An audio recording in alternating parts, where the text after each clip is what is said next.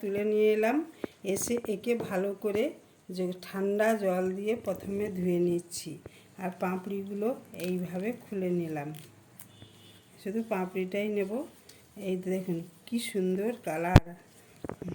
এইটাকে আমি প্রথমে ঠান্ডা জলে ধুয়ে নিচ্ছি।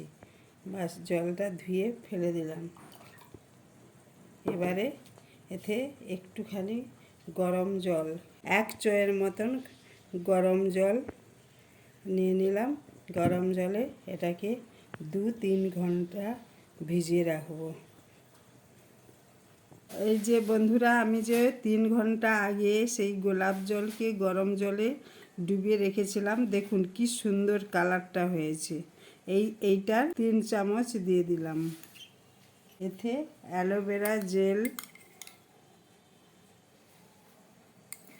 আমার কাছে অ্যালোভেরা জেলটা একটু কম আছে, সেই জন্য আমি 2 চামচ দিচ্ছি।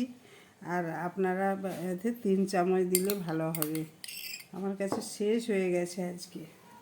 আর এতে নারকেল তেল 2 চামচ।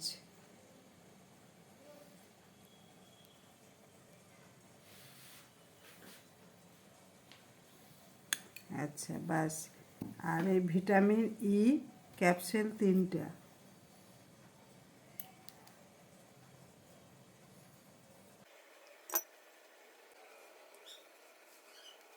শীতকালে এইটা বানিয়ে দেখবেন, যাদের গা হাত পা ফেটে যায়, শীতকালে পা ফাটে, তাদের জন্য তো এত ভালো উপকার দেবে। আমি নিজেই উপকৃত হয়েই সেই জন্য আজকে আমি গত বছর বানিয়ে দেখলাম আমার পা এত ফাটতো, এইটা বানানোর পরে লাগানোর পরে আমার আর পা ফাটে না।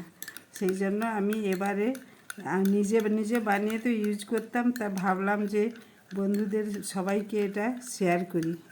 এটাকে খুব করে এই রকম ভাবে দেখুন কি সুন্দর একটা ক্রিম তৈরি, একদম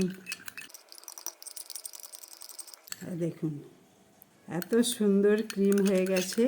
এবার আপনি নাইট ক্রিম রাত্রে শোয়ার আগে পায়ে হাতে মুখে লাগিয়ে দেবেন, সকালে উঠে দেখবেন আপনার পুরো বডি মোলায়েম গ্লো করবে একদম। বাস হয়ে গেল আমার বিউটি ক্রিম।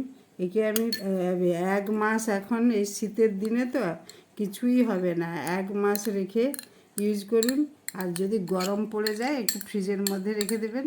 আর না হলে কম বানিয়ে 15 দিনের মধ্যে শেষ হয়ে গেলে তাহলে কিছু হবে না।